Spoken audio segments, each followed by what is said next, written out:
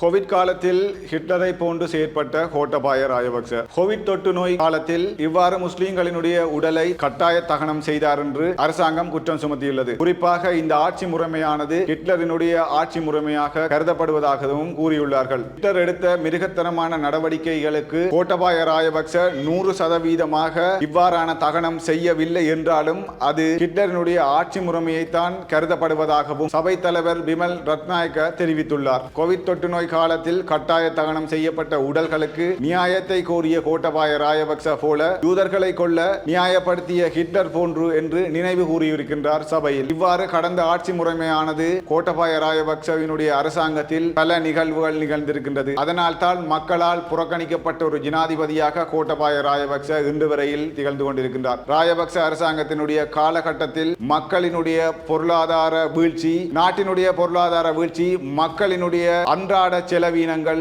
இவ்வாறான பல விடயங்கள் மக்கள் ஏற்றுக்கொள்ளப்படவில்லை. அந்த முறைமையில் கோவிட் தொற்று காலம் ஒன்று ஆரம்பிக்கப்பட்ட போது கோவிட்டால் பாதிக்கப்பட்ட மக்களுக்கான தடுப்பு மருந்துகள் ஏற்றுமதி தொடர்பான பல விடயங்களில் கூட பிரச்சனை இருக்கின்றது. இவ்வாறான முறைமையில் ஒரு மதம் சார்ந்த ரீதியில் அவர்களுடைய உடல்களை தகனம் செய்வதோ அல்லது அடக்கம் செய்வதோ என்ற ஒரு கோட்பாட்டுக்கு அமைய அதனையும் மீறி இவ்வாறான செயற்பாடு அப்போதைய அரசாங்கம் செயற்பட்டிருக்கின்றது என்பது இங்கு நினைவு கூற வேண்டிய ஒரு விடயமாக இருக்கின்றது. குறிப்பாக இந்த விடயம் தொடர்பாக பல முஸ்லிம் மக்களினுடைய உடல்கள் தகனம் செய்யப்பட்டது. அதுவும் கட்டாய தகனம் செய்யப்பட்டதாகவே கருதப்படுகின்றது. இந்த முறைமையை ஒவ்வொரு மதத்துக்கும் இருக்கின்ற கோட்பாடுகளுக்கு அமைய அது செயற்படவில்லை என்பதை தான் சுட்டிக்காட்டுகின்றது. அதனால் தான் இலங்கையில் ஒட்டுமொத்த மக்களினால் புறக்கணிக்கப்பட்ட ஒரு ஜனாதிபதியாக கோட்டபாய ராஜபக்ச இருக்கின்றார். இந்த முறைமையால் தான் தற்போது இருக்கின்ற அரசாங்கம் மக்களால் வரவேற்கப்பட்டு மக்களுக்கான செயற்பாடுகளை பல முன்னின்று செய்வதும் குறிப்பிடத்தக்க ஒரு விடயம். அந்த வகையில் தான் மக்களினுடைய ஆணைக்கேற்ப மக்களுக்காக செயற்படுகின்ற ஒரு அரசாங்கமாக இது திகழ்கின்றது. இந்த வகையில் தான் முன்னே அரசாங்கத்தை மக்கள் புறக்கணித்து